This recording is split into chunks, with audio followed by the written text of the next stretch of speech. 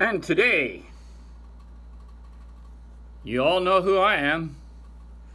Today, we're going to talk about something kind of funny and kind of cool. Because I'm sitting here doing a bunch of videos. And I'm trying to hook all you subscribers in a little bit closer for I can beat off your necks and your souls. Actually, no, that's not it. Anyway, I wrote up this piece of paper. And we're going to talk about today about Camp Shelby, Mississippi, the 3-month train up for my third deployment overseas into Iraq. So I was supposed to be a filler. There was two other guys that's going to be joining my unit. And I didn't know these guys. These guys are from the Washington National Guard. So when I got there to do my train up, it was a big cluster screw of different people from different places. They're all going to the famous 160th Infantry Battalion. But these guys, man, we had, these other people are also going to other units there. There's MPs, we had 2 females. One was going to go in as an MP. She already did a tour as an MP. We had another female who was going to be a clerk typist for some other National Guard unit. And, just National Guard stuff. But the train up was very long, especially in Camp Shelby, Mississippi, because we got in there towards the end of summer going into winter. And there was times it rained a lot. There was also a lot of heat. And the train up, of course, was just ridiculous. We're going to go to the ranges. We're going to do mount training, the gas chamber, convoy, half-assed convoy chingalingas, land navigation. But I wanted to talk to you about Combat Lifesavers course. When I showed up at the Combat Lifesavers course, it's going to be a week-long course. They give you a certificate and everything. I have the certificate, but I'm too lazy to drag it out to show you. And the certificate, and everybody has to go through it. They have to stick people. They have to do IVs, carry wounded, And this course in Camp Shelby, Mississippi, was run by 5 Special Forces guys. Yep, SF Special Forces guys. All these guys were all combat medics. All these guys served, I think all 5 of them, combined, had like 11 tours overseas in Afghanistan. And, but these guys are kind of funny. These guys are incredibly laid back. Normally you would have your stiff-ass, regular army pukes that has no sense of humor or whatever. But I guess being Special Forces, you guys, these guys are just laid the fuck back. I mean, what are you going to tell these guys?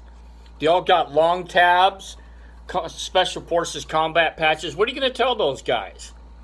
Oh, you need to be more military. You need to, these guys are just absolutely laid back. And we referred these guys to their names. They introduced themselves as the Our Gang, or better known as the Little Rascals. Now, the reason why they were called the Little Rascals, because these 5 NCOs all went by nicknames of Our Gang characters. So we had the NCOIC in charge. It was a fat, chubby guy who looked just like Spanky from Our Gang. And on his name tag said Spanky on his ACUs. And on his soft cap in the back of it said Spanky. He introduced Staff Sergeant Waldo, who was a guy with glasses, tall guy, and his said Waldo on it. I didn't know what their real names are. I only got an idea who 2 of the real names are in this group of 5 guys. And then there was Staff Sergeant Butch. His ACU tab said Butch. He didn't look anything like Butch from the Little Rascals, by the way. And then there was a lanky black man, a sergeant, and I figure that his last name was Hood because they called him Darla. Yeah, his name tag said Darla on it, so I'm assuming that his name was Hood. I found out later his first name was Jim, but he would not tell me what his last name is, so I'm almost banking on his last name being Darla. Last name being Hood. And there was a Sergeant Banks. He told us what his real last name was, but everybody called him Wheezer. And he had his little ACU, and it says Wheezer on it. And by the way, he was also the heaviest smoker of the group. So we called him the Our Gang, or the Little Rascals. So then these guys had all these tables laid out for each unit to sit at. So us, being a mixed unit of females, guys, from different backgrounds. So what's your background? I'm California, National Guard. Okay, what's your background? Oh, I was in the Marines. And what's your background? Oh, I used to be a helicopter pilot. That was our chief. And where are you from? Oh, I'm from New York. Originally from New York, but I live in Wisconsin.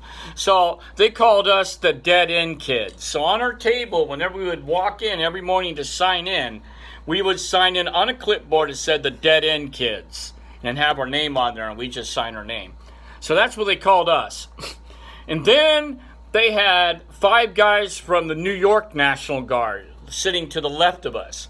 And they called them the Bowery Boys. All those guys was from the National Guard unit, the MP unit that's being trained up. So they called them the Bowery Boys.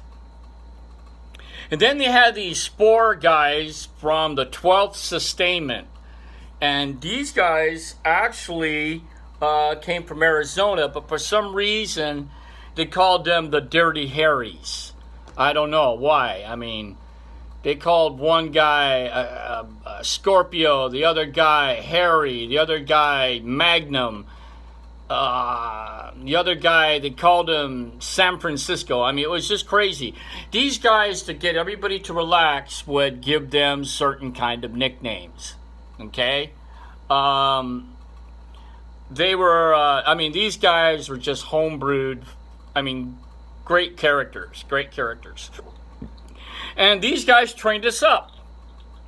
And they would do crazy stuff. You know how you have to stick somebody with the IV? Well, Spanky, just to show how crazy and gung-ho he was, he stuck his own neck with an IV, and he was walking around with an IV bag, feeding an IV into his neck, crazy stuff like that.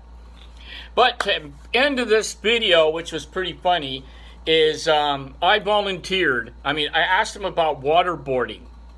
And, of course, naturally, these guys did not say they waterboarded anybody, but 2 of them did claim they seen it, waterboarding while they were in Afghanistan. So a lot of us didn't know what waterboarding is. At that time period, there was no videos that was leaked out. So all I knew is you guys drowned the shit out of somebody. So I said, hey, Spanky. And he goes, yeah. He points on him. He goes, what's up? I said, I would like to volunteer to be waterboarded for this demonstration. And after a consensus, they said, all right, well, tell you what, we'll waterboard you. We'll show you what it's all about.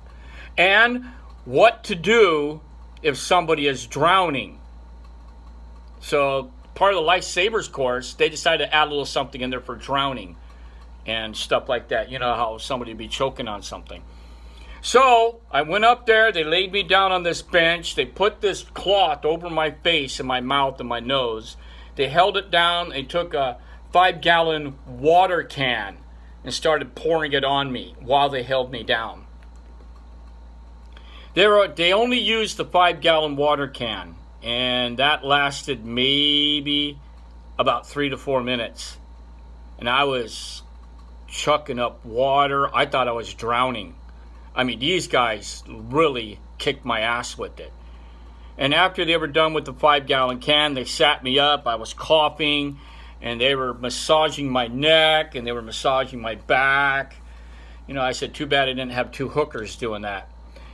And it was the most painful experience. And I only had 3 or 4 or 5 minutes of it. I can imagine what the guys in Guantanamo Bay was going through when they were waterboarding the living crap out of them every day for weeks and months on end.